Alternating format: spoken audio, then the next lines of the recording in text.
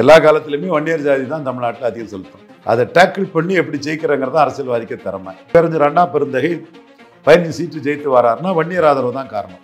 தலைவர் எல்லாம் முதலியார்களாக இருந்தாங்க. ஓட்டு போட்டது காங்கிரஸில் ஏமாந்து போன வன்னியர். திராவிட இயக்கம் அது இதுன்னு பேசுவாங்க. காங்கிரஸில் ஏமாந்து போன வன்னியர் ஓட்டு போட்டு தான் திமுக வந்து மாற்று சக்தியாட்டே வந்தது. அரசியல் கூட்டணி அரசியல் அது இதெல்லாம் போயிட்டு இருக்கும்போது டாக்டர் ராமதாஸ் உள்ள வராரு. இவ்வளோ வருஷமா பாமகன்னு ஒரு கட்சி சக்தியா இருக்குது இல்லையா, அதுவே பெரிய சாதனை இல்லை, இந்தியாவில் இல்லாத சாதனை இல்லை. வன்னியர்கள் வந்து இப்போ எடப்பாடி பழனிசாமிக்கு 2வது இடத்த வன்னியர்ல தான் காப்பாற்றி கொடுத்துருக்காங்க. 10.5 தான் காப்பாற்றி கொடுத்துருக்காங்க. ஸோ பெரிய ஜாதின்னு சொன்னால் தன் ஜாதிக்கு ஒரு தனி ஒதுக்கீடு கேட்கக்கூடிய அளவுக்கு 1931 சென்சஸ் படி 17% உள்ள ஜாதி வந்து இந்த அரசியல் தான் இன்னைக்கு வந்து ஸ்டாலின் கையாளுறாரு. பட் காமராஜ் ஆன்டி வன்னியரா பண்ணார், ஸ்டாலின் ப்ரோ வன்னியரா பண்ணார். ஜோசப் விஜய் களமே தெரியாம எம்ஜிஆர்னு சொன்னா ஓட்டு வருன்னு பரிதாபமா பூமரங்கள் மாதிரி அரசியல் பண்ணிட்டு இருக்கீங்க. எம்ஜிஆரை தூக்கி அடிச்ச சமுதாயம் வன்னியர். 100 வன்னியருக்கு 20 வன்னியர் தான் எம்ஜிஆருக்கு ஓட்டு போட்டான்.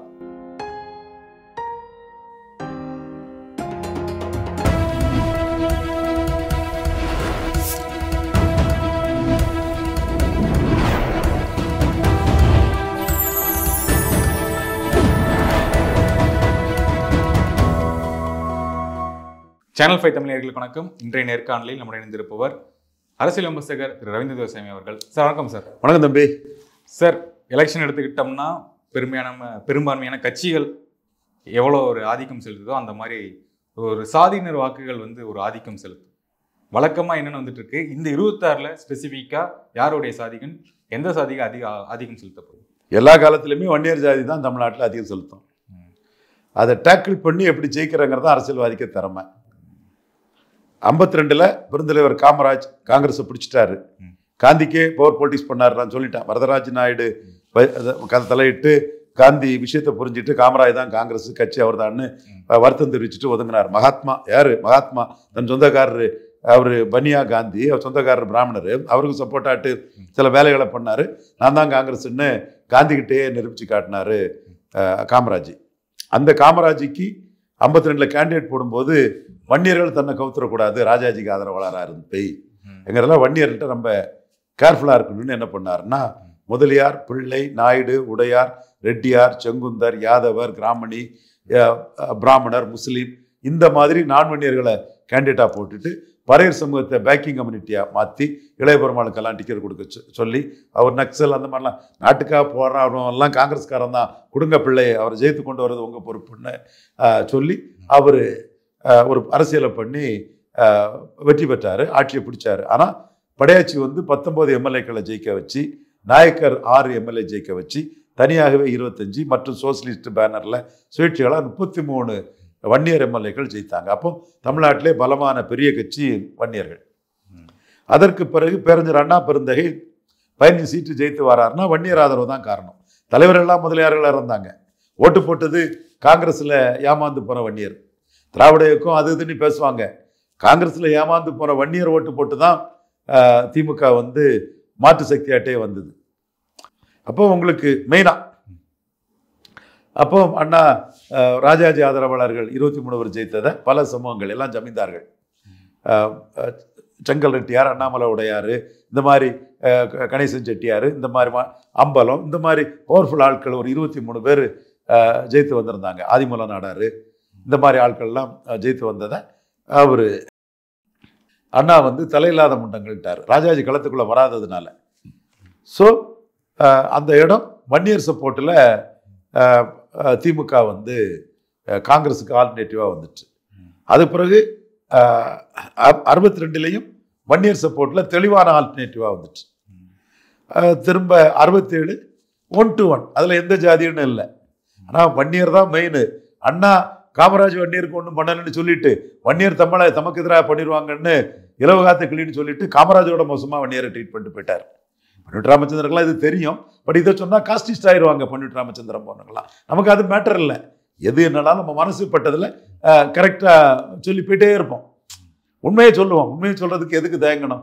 மனம் திறந்து நியாயத்தை சொல்லிடலாம். எந்த ஜாதியும் குறைச்சி அந்த இதெல்லாம் அது கிடையாது மட்டும் என்றைக்குமே. அப்போ 67 இதுதான் நிலைமை. அப்புறம் 71 அது அங்கே என்ன வன்னியரை காலி பண்ணதான் எல்லாரும் பார்த்துருப்பாங்க.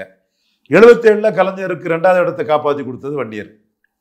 முட்டம் கிருஷ்ணமூர்த்தி, நெல்லிக்குத்தம் கிருஷ்ணமூர்த்தி, ஆண்டிமடம் சிவசுப்ரமணியம், குத்தாலம் கல்யாணம், பூம்புகார் விஜயபாலன், இது மதுராந்த ஆறுமுகம், செஞ்சி ராமச்சந்திரன், வீரபாண்டி ஆறுமுகம், காட்பாடி துரைமுருகன், தருமபுரி சின்னசாமி, துரைமுருகன் செல்வராஜன்னு எக்கச்சக்க வன்னியர்கள் தான். இது குறவு தான். இன்னும் துரைமுருகன், சிதம்பரம் துரை சரவணன், அப்படி லிஸ்ட்டு போயிட்டே இருக்கும்.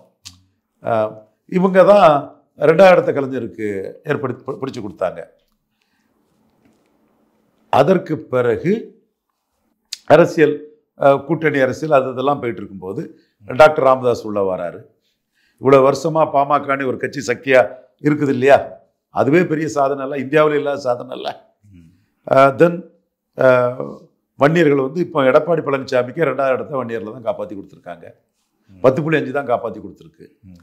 ஸோ பெரிய ஜாதின்னு சொன்னால் தன் ஜாதிக்கு ஒரு தனி ஒதுக்கீடு கேட்கக்கூடிய அளவுக்கு 1931 சென்சஸ் படி 17% உள்ள ஜாதி வன்னியர். நமக்கு வன்னியர்கள் ஏமாற்றப்படுறாங்க, வஞ்சிக்கப்படுறாங்கன்னு தான் டாக்டர்கிட்ட வந்தேன். அப்புறம் அவருக்கு எனக்கும் பிரச்சனை வரும்போது மனித நீதிக்கு மனித நீதின்னு எப்படி அதை அரசியல் படுத்தணும், அரசியல் பண்ணுங்கிறத நான் தான் பண்ணினேன். அது நான் மறுக்க வரல. வன்னியருக்கு இந்த மாபெரும் சக்தியை எப்படி காமராஜ் டீல் பண்ணாருன்னா, முதலி, நாயுடு, பிள்ளை, ரெட்டியார், உடையார், கார்காத்தார், தொண்டை மண்டல வேளாளர், செங்குந்தார், முஸ்லீம், பிராமணர், plus Paraiyar packing community, Yadav ஆக முடியார். என் சிதம்பரத்தில் கூட இன்னைக்கு அவர் தியாகு சொல்லியிருக்காரு, மாரியப்பாண்டியாரை வச்சு தான் அரசியல் பண்ணார். உண்மைதான். நான்வன்னியர் அரசியல் பண்ணுறதுக்கு ஸ்ட்ராங்காக ஒருத்தர் வேணும். மாரியப்பாண்டியார் தான் அங்கே காமராஜுக்கு பேக்கிங் ஆனு பண்ண முடியும். மேலே முகம் காட்டினது பிள்ளைமார் தான், கார்காத்த வேளாளர் தான். அந்த அரசியல் தான் அவர் பண்ணார். நம்ம மறுக்கிறதுக்கு என்ன இருக்குது? ஸோ இந்த காமராஜருக்கு அரசியலை மாற்றி வன்னியருக்கு ஆதரவா அண்ணா காமராஜரோட மோசமாக பண்ணார். அண்ணா காமராஜரோட மோசமாக பண்ணார். காமராஜாவது ஓப்பனா டைரக்டா நாடே சுதந்திரம்னு போச்சு, அவங்க சமூக நீதி ஜாதியில போயிட்டாங்கன்னு சொல்லி பண்ணாரு. அண்ணா நாசுக்காமலே சொல்லாம அந்த அரசியலை தான் பண்ணார். அண்ணா ஒரு எலெக்ஷன் அவரே எம்எல்சி ஆகி தான் சிஎம் ஆனார்னா அது பெருசா தெரியல. அந்த அமைச்சரவை எல்லாமே முழு மனதோட ஓப்பன் மைண்டோட பார்த்தா தெரியும். பண்டிட் ராமச்சந்திரன் போன்றவங்களாம் அதை சொல்லணும். சும்மா இதை மறைச்சு பேசுறதுல அப்படி புழுகி அப்படி புண்ணுக்கு அது மேக்கப் போட்டு போறதெல்லாம் நியாயமான ஒரு பார்வை ஆகாது. பண்டிட் ராமச்சந்திரன் போன்றவங்களாம் சொல்லலாம். காமராஜ் செய்தார், ஆனஸ்டா செய்தார், வெளிப்படையா சொல்லி செய்தார். அண்ணாமலை அண்ணா சொல்லாம அதோட மோசமா வன்னியருக்கு இது பண்ணார். ஸோ இந்த அரசியல் தான் இன்னைக்கு வந்து ஸ்டாலின் கையாளுறாரு. பட் காமராஜ் ஆன்டி வன்னியரா பண்ணார், ஸ்டாலின் ப்ரோ வன்னியரா பண்றார். காமராஜுக்கும் ஸ்டாலினுக்குள்ள வித்தியாசம். காமராஜ் வெளிப்படையா, அந்த வார்த்தையை நான் சொல்ல விரும்பல, வெளிப்படையா சொல்லி தான் செய்தார். அதை ஸ்டாலின் வந்து ப்ரோ வன்னியரா பண்றாரு. ப்ரோ வன்னியரா எப்படி பண்றாரு? துரைமுருகன் பொதுச் செயலாளர், இவர் Andimadam Sivasankar electricity minister, powerful ministry, அது நல்ல பவர்ஃபுல் மினிஸ்ட்ரி. சேலம் பகுதியில இருந்து பனைமரத்துப்பட்டி ராஜேந்திரன் டூரிசம் மினிஸ்டரா இருக்காரு. நல்ல லாகா கொடுத்துருக்கலாம் பனைமரத்து ராஜேந்திரனுக்கு அந்த பகுதி வன்னியர்களை எம்பவர் பண்றதுக்கு. தென் குறிஞ்சிப்பாடி பன்னீர்செல்வம், அவங்க ஃபேமிலியே திராவிட முன்னேற்ற கழகம். அப்புறம் ஜெகத் ரட்சகன், அவர் அரசியல் களத்துக்குள்ள மிகப்பெரிய இது வந்தவர்.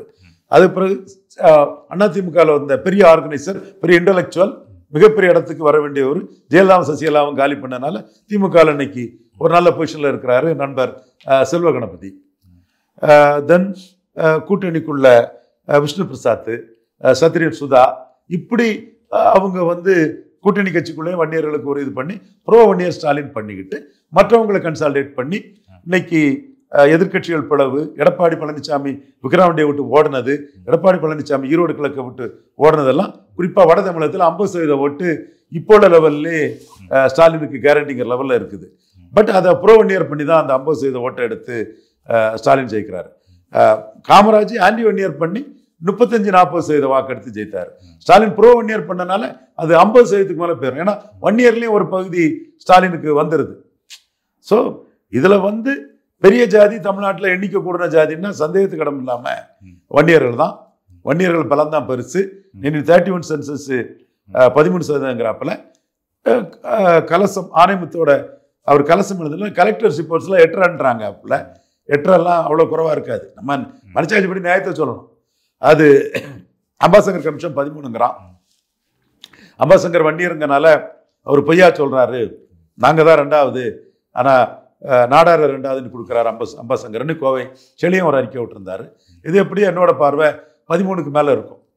ஜாதிவாரி கணக்கெடுப்பு நடத்தினா தான் தெரியும். 13க்கு மேல இருக்கும். தமிழ்நாட்டில் சிங்கிள் லார்ஜஸ்ட் காஸ்ட்டு வன்னியர் தான். வன்னியரால் ஒரு கட்சி ஆட்சி கொண்டு வர முடியாது. ஆனால் 2வது இடத்த ஒருத்தருக்கு வன்னியரால் படுத்தி கொடுக்க முடியும். அண்ணாவுக்கு 57, அண்ணாவுக்கு 62, கலைஞருக்கு 77, எடப்பாடி பழனிசாமிக்கு 2024 மக்களவையில் 2வது இடத்தை உறுதிப்படுத்தி கொடுத்தது வன்னியர் சமூகம். இப்போ அடுத்து 26 ஏதாச்சும் வாய்ப்புகள் இருக்குமா அவருக்கு? 26ல் என்ன முடிவெடுக்காங்க, யார் என்ன முடிவெடுக்காங்கன்னு பொறுத்து இருக்குது. அன்புமணி 10.5 எடுத்து நின்றுட்டாருன்னா எடப்பாடி சிக்கிக்கிடுவாரு. அதைத்தான் நான் அன்புமணி கரெக்டாக வரும்னு சொல்கிறேன். 2ஆம் கட்டத்தில் இருக்கவங்க எம்எல்ஏ ஆகக்கூடியவங்க நினைக்கக்கூடியவங்க எடப்பாடி கூட போய் எம்எல்ஏ ஆகலான்னு ஆசைப்படுவாங்க. தப்பு இல்லை. அவங்க அரசியல் அப்படி தான் இருக்கணும். நண்பர்கள் அவங்க முகத்தை நானும் பார்க்கணும், என் முகத்தை அவங்களும் பார்க்கணும். அது தப்பு இல்லை. பட் என்னோட கணிப்பு என்னன்னா, வன்னியர் திரளுவாப்புல சென்சிட்டிவான கம்யூனிட்டி. 52லேயே காமராஜ் 2 சீட்டு வன்னியர் கொடுத்த அந்த அநீதிக்கு எதிராக திரண்டு 33 சீட்டு அப்படியே ஜெயித்து திரண்ட ஒரு சமூகம். இன்னைக்கு 10.5ங்கிறது டாக்டர் ராமதாஸை விட அன்புமணியோட வன்னியர்களுக்கு பிரஸ்டீஜியா இருக்குது, பெருமையா இருக்குது. நம்ம ஜாதியால தாண்டா ஒரு சிங்கிள் காஸ்ட்டுக்கு செப்பரேட் ரெசல்யூஷன் வாங்க முடியும், அவன் பெருமையா மார்தட்டி நிற்கிறான். அதை அன்புமணி எடுத்து களமாடிட்டாருன்னா எடப்பாடி சிக்கிக்கிடுவாரு. அது எடப்பாடியிலே அன்புமணியோ சௌமியா அன்புமணியோ என்னன்னா ராமதாஸும் சப்போர்ட் பண்ணி தான் தீரணும்.